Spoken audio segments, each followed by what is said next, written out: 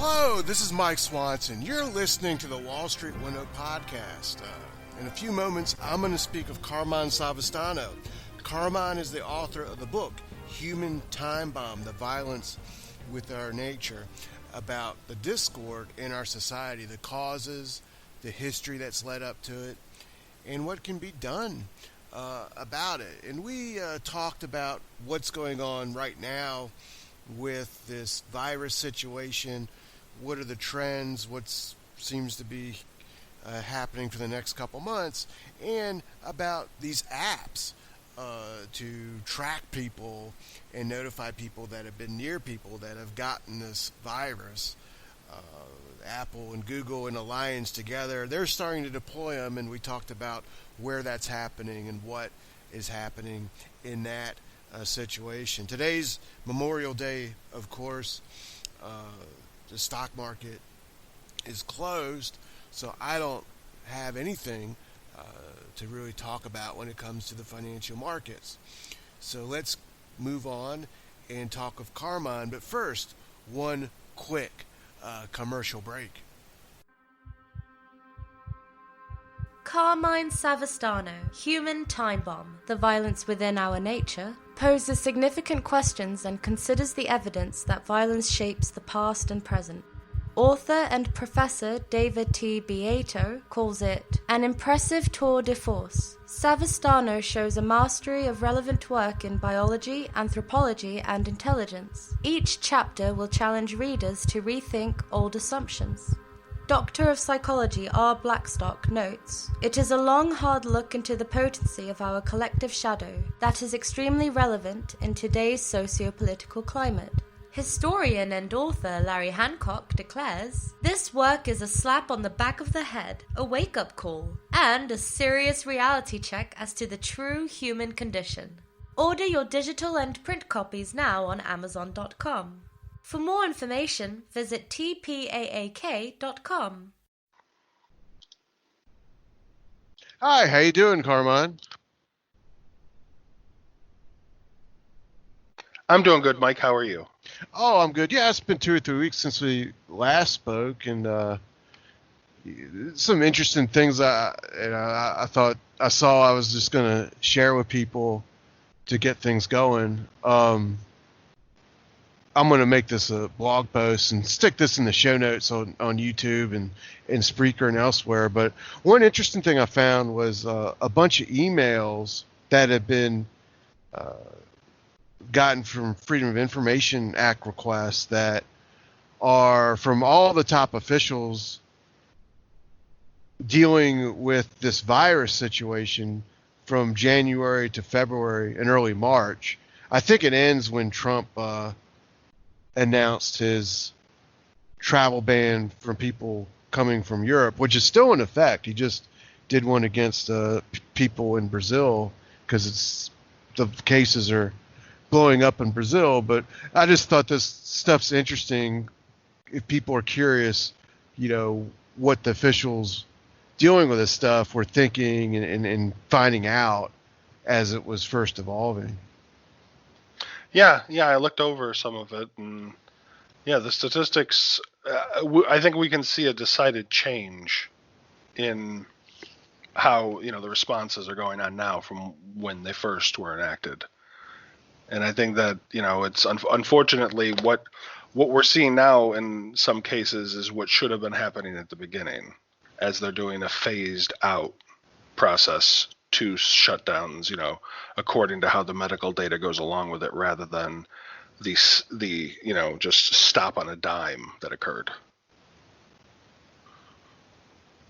Well, the other thing I just read before we started talking, the data does change over time. And it gets better because they get more data to use. But the CDC put something out recently. They're estimating that the fatality rate for people that get this, whether they're asymptomatic or not, is 0.3%. Meaning, what would that be? One out of every Well, I'd say less than some flus. Well, I'm not. I think Sure. 0.6 is the average. Is it? Yeah, I think 0.6 or 0.06 is the average flu infection rate. I'll look it up real quick. But I think that, what I talked about in the book and we've discussed before, under extreme feelings of fear, there's going to be an unspoken attempt to overreact. Even the most logical person, we're going to worst case scenario this because we have to know what that possibly could be. Well, I'm kind of want to give a in between sort of interpretation to some of this new data, because what I'm going to link to this too. This is updated May the 21st. It's the CDC website, and it includes all the projections for the next 4 weeks that different models are making, and all of them are expecting the cases to go up nationally. It's probably topped out in the New York area, and I think I'm sorry, go ahead. What did you say? I was just going to say I got a number for you from the CDC website, and it says a 3 to 11% estimate of the entire population gets the flu. Okay.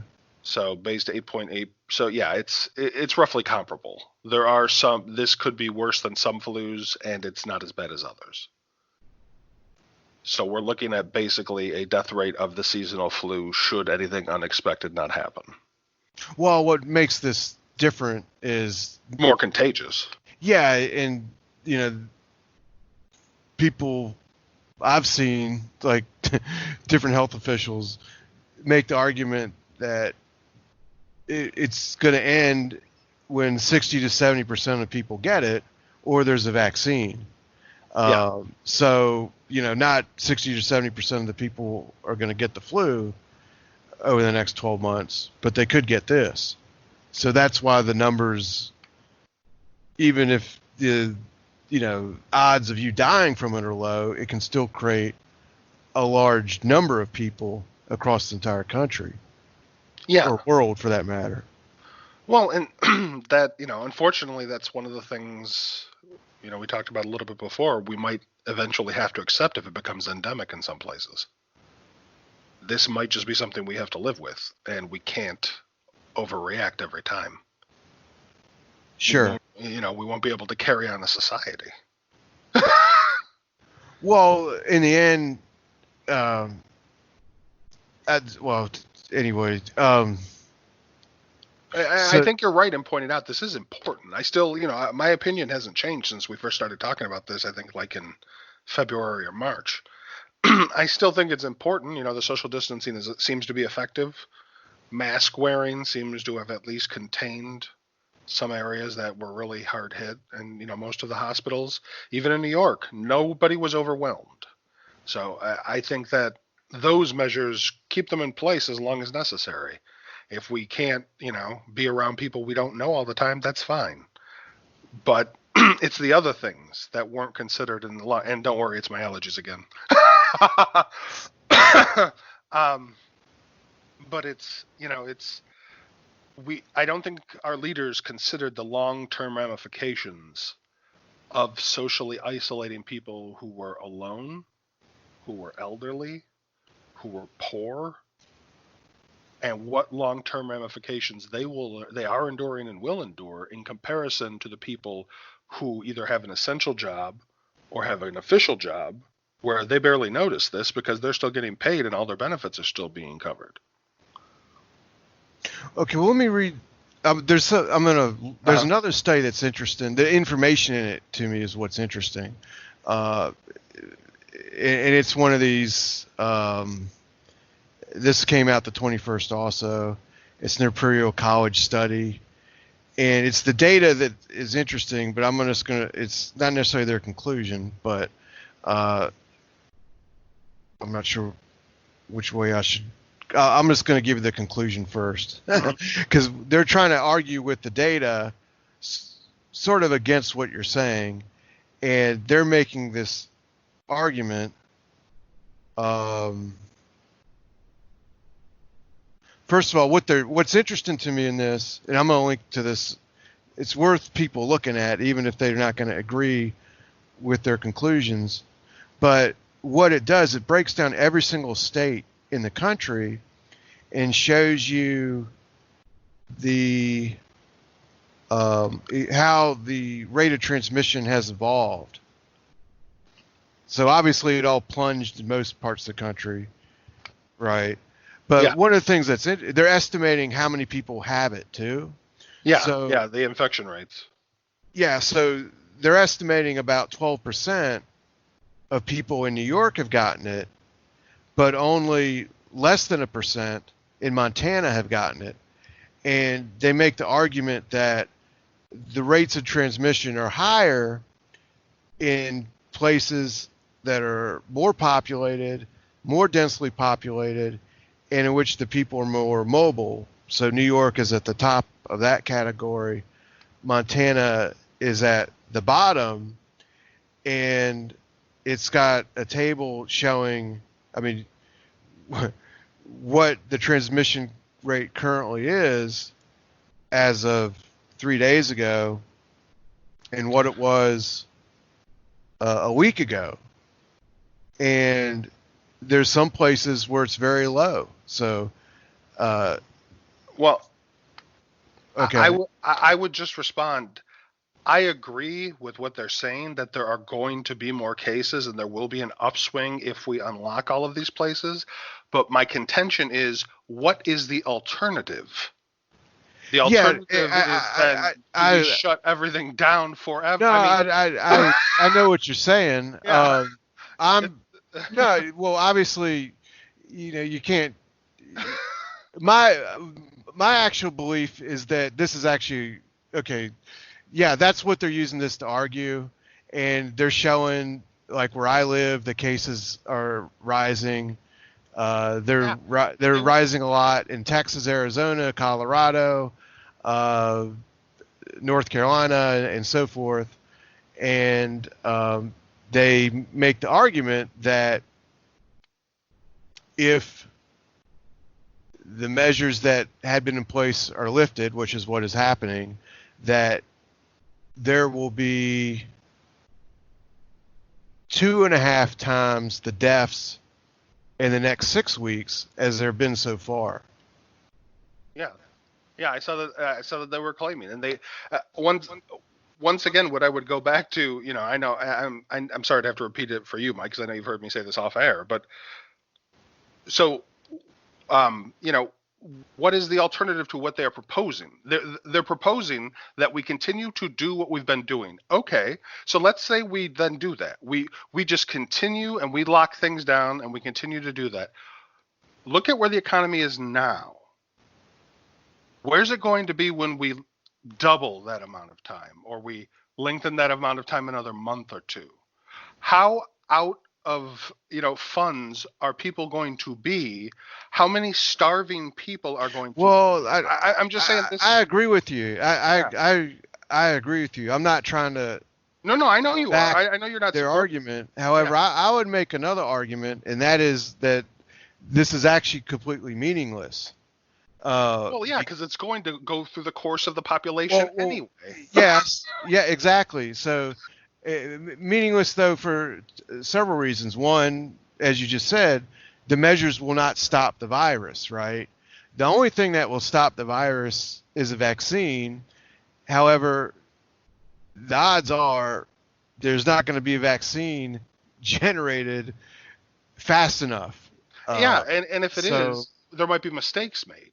And then you might get a whole new problem with people getting sick from something that was pumped out too fast because they didn't do all the proper testing. Right. Now, what they state in here, this is what's interesting to me. Two things. One, the cases are going to go up. Maybe they're not going to go up as much as they say. But they're going to go up. But they're going to go up over the next month or something.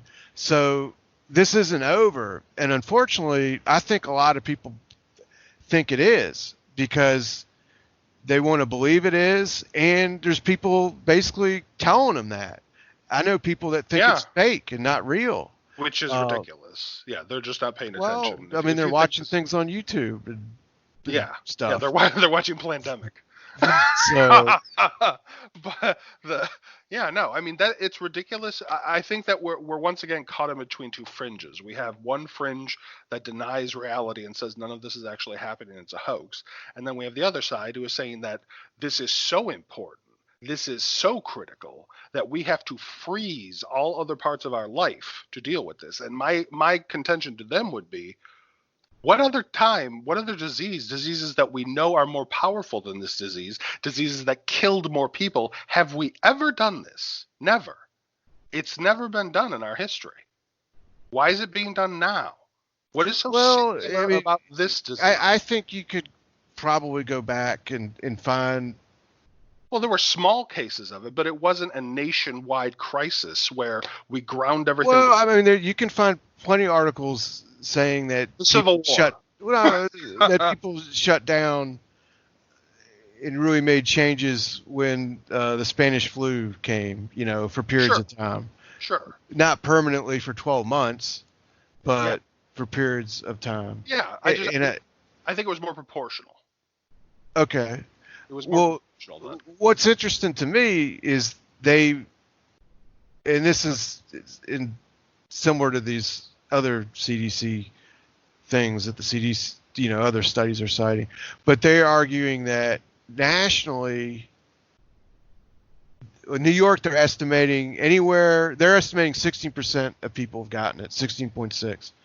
Nationally, they're estimating it's 4.1, maybe 4.5. Let's just say 4.5. Well, that tells me that there's still a long ways to go until this is over with. Yeah. And people are being told the opposite. Well, I think they're fooling themselves and thinking it's the opposite. Well, everybody wants to believe it's the opposite. I mean, even myself, the most hardened cynic you might come across, I still hope that it ends earlier, but I don't believe it will. And we're just we have to accept a certain amount of risk to live. And that's why I'm talking about why I don't think this is singularly the threat that all these people are making it out to be. Because it's just one of thousands of sicknesses that can kill people that we come into contact with every day. We can't live the rest of our lives in fear of this one thing. It's just one of many. Why would you just think one danger is superior to all the other dangers that we encounter? Well, the argument what I have come to believe is that this opening up the economy I think it should be done I'm sorry to interrupt. I don't believe it makes any difference. I think that they should slow down. I'm just talking about the mitigation stuff. You're right. It doesn't make any difference to stopping it. It can't be stopped. It's gone. No, I don't think it makes any difference much to the economy either, because people aren't going to be going out and doing as much as they were. It's not going to prevent a recession. Oh yeah, no, all that's happening. It's just so I sort of feel that we're like trapped in a sort of false arguments that are meaningless. Well, I think you're right in a lot of cases. I think that the one thing we can do, there is one thing I think we can do to not stop the recession or stop a depression for some time, because this economy has been overinflated for decades. There's a lot of people who have spent a lot of time ginning up money that really didn't exist and value that really didn't exist. And once again, the public is paying the price. But I think I don't think our leaders are interested in actually saving the average person, but were they? I think what they would do right now is, we just had a couple of dam bursts here in Michigan. And as I've droned on, I'm sure before in many an episode, where I talk about why isn't there a jobs program with infrastructure right now? That's what we need right now. We need a real New Deal president or a real New Deal leader in Congress, because that's how you fix two problems at once. We have crumbling infrastructure that is now destroying people's lives in my state and will in the future. I mean, that's the beginning. There's going to be more dams bursting across this country. There's going to be bridge failures unless our government actually steps up. And in this time where we have almost 40 million people unemployed, give them jobs to do something you need done. Why hasn't this thought occurred to them? It's right in front of them. They're so busy filling the pockets of corporate interest right now. How about they add a couple more zeros to that huge fund they're extracting from the American people and give us some jobs? They're making sure that the corporations are employed. Well, they're giving them bailouts. Yeah. So what about the American people? Oh, I would assume at some point there'll be some sort of $1 trillion infrastructure program or something. Oh, well, yeah, but I mean, it'll be too late. It'll be after all these small businesses have been destroyed that could actually help with that. It will be after people have, basically left the economy because they're going to get destroyed by this. And I've got to think that losing everything you have is definitely an incentive to not want to re-engage. So it's unnecessary devastation. And that's why, like I've said before, and I don't want to go too far afield, but that's why I also think we need a third party in this country. Because if anything makes it obvious to the average person that both parties in unison do not care about the average person beyond a $1,200 check, I don't know what else could. Well, they got social issues that they throw out there, They got wedge issues they got to push. They got donors they got to, Yeah, it's, and that's the funny part. It's like people, why don't you trust the government? It's like, why would I trust an obviously and recently exposed corrupt structure? I mean, there isn't a day that goes by, whether it's the Republicans or the Democrats that got busted doing the insider trading before all this happened, so they got to cash out before everybody got hit, or it's the intelligence groups interfering in various aspects of society. There's just so many reasons, the obvious bending of the knee to corporations. I mean, by all of them, similar to a thief. The way that I look at, some of these policies, it's kind of like that app that you brought up. I think it was last show or the show before, where it's basically going to be a surveillance. Sure. Where they can send anybody home they want who they think might have come in contact with someone who could have. I mean, there's a lot of could and might in the basis of that, and that being, Anyway, so this application will then notify people, and the way that I look at that is it's kind of like a thief that notifies the occupants of the home when they'll strike, and that's the wealth extraction that's going on right now, and then that he'll be installing cameras for the future. So that he can see what you're doing when he wants to come around and steal everything. I mean, that application is ridiculous to me because it's so ridiculous on so many levels because it's paired with this wealth extraction. Right. It's just like I heard another person make an example of the CARES bill and all that nonsense. That it was like somebody coming to when you call the fire department, and then the fire department comes to your house. They don't put out the fire, but they steal everything, and then they leave. Well, that's basically what's going on. Have you read anything recent on the app? Yeah, I read that Apple put out notifications to everybody on the new update.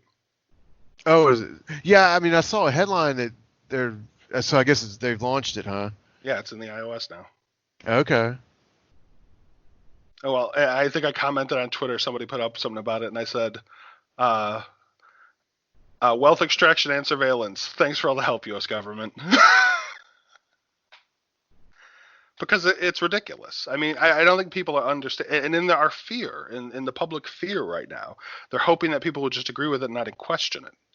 But, in the area of study that I and Mike do, the intelligence community, as part of that, which is currently comprised of 17 agencies like the FBI and the CIA and the NSA, and several others that have a rich history of undertaking illegal surveillance programs on groups in the left and right. And, their targets have ranged from peace groups during the Vietnam War, to groups that establishment figures like J. Edgar Hoover disliked. There's enormous potential and consequences of misusing surveillance and enforcement powers, and those are reflected in the protracted battles that we see nearly every week as someone seems to undermine someone else. Seeks to undermine someone else with the assistance of the intelligence community. Yet the intelligence community, unlike part of, political offices, they remain despite that the new players emerge in the political game. And I just see the potential misuse. I know this is going to be misused, just like FISA, just like all the other secret things that they have. I mean, this app is being presented to us as, okay, well, we're going to let you know whenever you come in contact with someone who potentially might have had this. And then we're going to send you home for 14 days. We're going to notify people so that you can't go to work, so you can't do all the things you want to do until we let you know that you're cleared to go. That's imprisonment. You're basically saying, and they don't have to prove it, they're the government. So basically, whenever they want, they can send you home to your room, I guess. And you have no right to fight that, I would imagine, under these new edicts. Well, I'm trying to find the most recent news on it as we're talking. It says Alabama.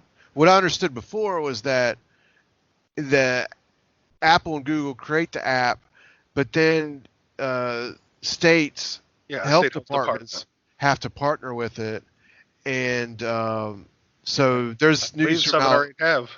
Yeah, that's what I see right now. Last Thursday, Alabama announced that the app is now available. They're calling it an exposure notification tool. That's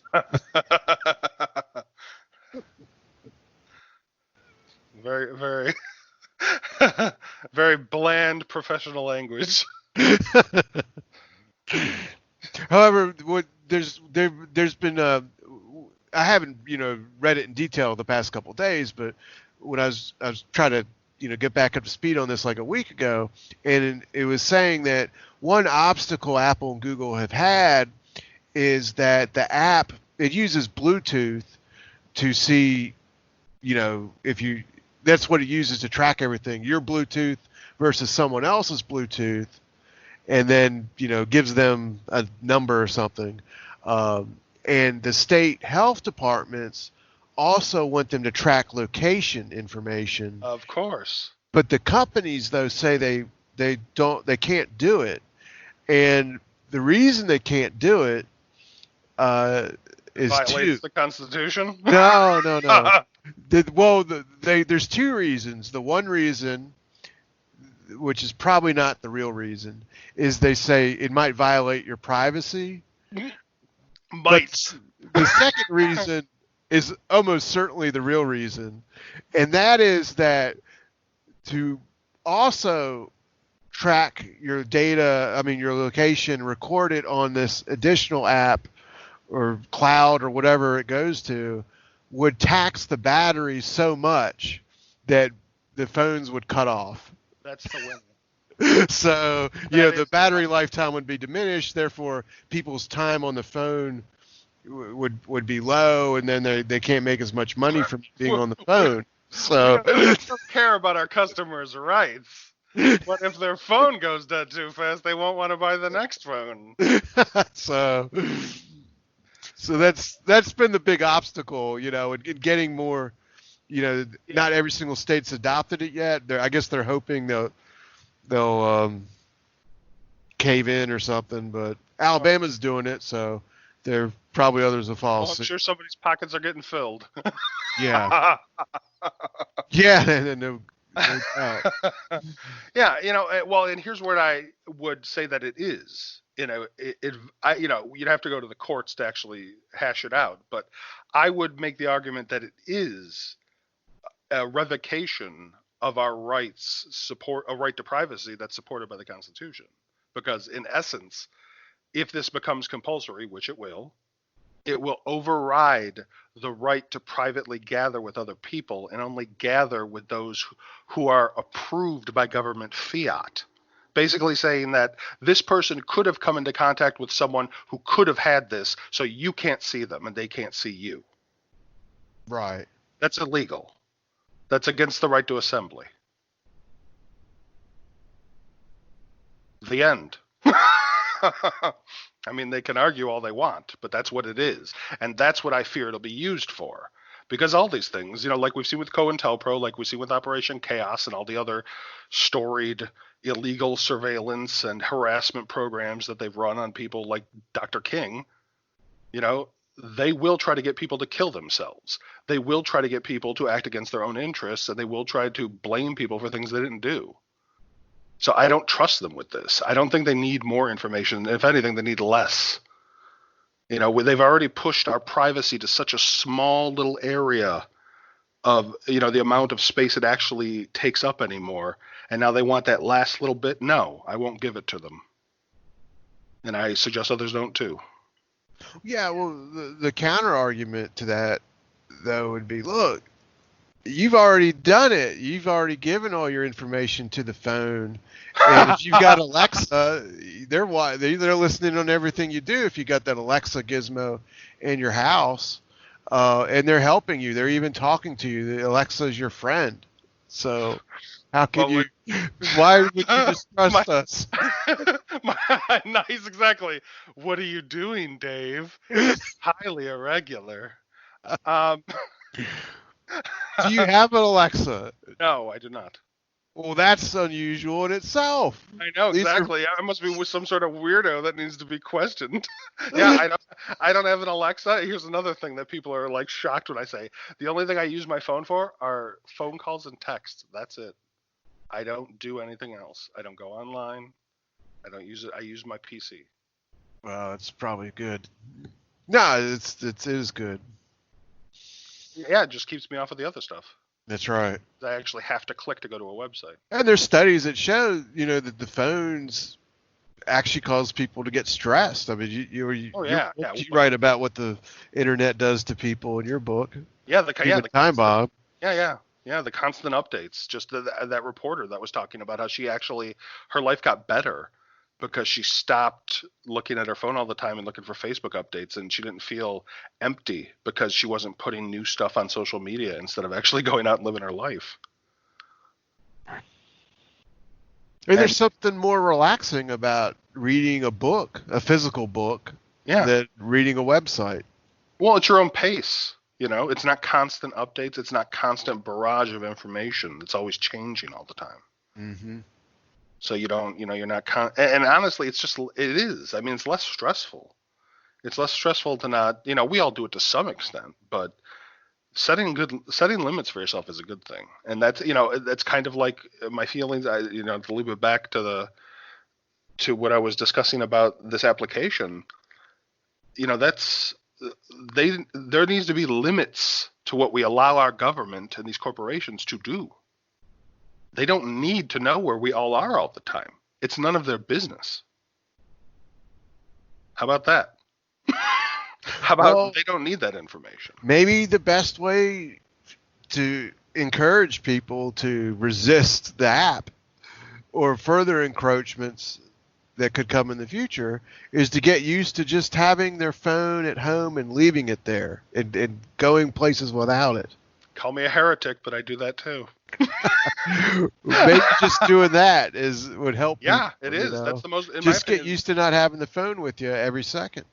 Yeah, only have it with you when you need it, and then they can't track you. Yeah. But also, don't bring your Google Watch and all that other stuff, because I guarantee you they'll be using all those things too. I mean, it's crazy. It's like some sort of dystopian novel. As you know, Mike, I use a lot of evidence. I am considered fairly reasonable by most people, but there's no other way for me to look at this. We've heard this story before. This is the sort of thing Hoover would have loved to have gotten his hands on. Oh, it's just crazy. I mean, because of what's going on, I'm not going anywhere, taking trips or anything, and don't Yeah. really expect to be doing that till next year. But I used to go to play poker in casinos a few times a year, and a couple years ago, I was playing a poker tournament, and there was a guy wearing one of those watches. And I'd never seen one before, and that was strange to me. And then even weirder was one time I went, and someone was wearing the Google glasses. Mm-hmm. And that's just really strange. I mean, to have to be looking at that, I mean, it was really bizarre. Like you're trying to turn yourself into a robot. Oh, and there's people already experimenting. There are people out there that are experimenting with cybernetics, trying to actually begin a process of meshing biological material with machines. That's creepy. Yeah, that's we could go on for hours just about that topic. But I mean, just how people are considering the long-term ramifications. And I hope people don't misunderstand. I'm not saying, do the social distancing, do all the scientific things that are proven to work, but that doesn't mean you just turn over all your rights so that you feel a little bit safer and then let the government's thumb come down upon you. That's nonsense. Well, the virus is one thing, but if everyone became robots like that, I would stay in my house all the time. Well, yeah. I mean, and you know what? But that's what, in a way, that's what things like this are. They're treating you like an automaton. You can't make decisions for yourself, so we're going to make them for you. And in my opinion, there's nothing worse than that. There's nothing worse than being treated like a child or somebody who's too stupid to make their own decisions. Well, I think the technology, the phone, trains people to feel like that. Yeah. Well, it's all there for you. Convenience. Yeah. I suppose that's the big downside of convenience. Convenience makes you sedentary, and you don't want to resist as much because it's so easy for you just to get everything you want right in front of you. And I think it makes it so people can't handle or have a hard time handling disruption. Yeah. Stress or any sort of, it makes them cling to it more. It makes them they think it's going to solve the problem instead of that it is part of the problem. Mm. Well, as we wrap up, do you got any other thoughts or things you think we should talk about? I want to end in saying too that we have to consider the full consequences of all the actions we're taking. Like I said, not only just that, why haven't we had an infrastructure program, but why are the people on the lowest rungs of society being allowed to be destroyed, and why is the middle class shrinking again when none of those people are responsible for what occurred? It's the reactive policies that did a lot of this. I mean, there were people that were doing bad before all this, but most people were in a good position. Unemployment rates were quite low. The society was getting better financially at the very least. People were enjoying more money than they had had in quite some time, and wages were actually starting to get out of the gutter they had been stuck in for the last 20 or 30 years. And then all this happened. And yes, there is a portion that is beyond the control of our leaders, and that's fine. I don't blame them for that. But what I do blame them for is worsening the entire problem by stopping everything with no plan and skidding the economy into a ditch because they didn't phase in things and just protect the most important segments that could be affected and let regular business still occur, as is going on now. There's going to be higher cases, but I think what we need to do is we need to adjust. Like large sporting events might be a thing of the past. Large gatherings like concerts might be a thing of the past. We have the digital communications equipment to set all that up in everybody's home. You don't actually have to go for some of these things until the 18 months goes by. There's a lot of things we can do to minimize risk, but we have to accept risk. Life is risk. Anything you do, you're taking a chance. Well, and I think that's going to be up to everyone to figure out. For themselves. I think they're all smart enough to do that, which is why I'm opposed to things like this app. Yeah. I don't want it. I'm not going to use it. Yeah, me either. Well, So, thanks for talking with me and everyone else. I recommend everyone grab your book, Human Time Bomb, too. thanks. I appreciate it, Mike. I hope you and everybody has a good week. You too.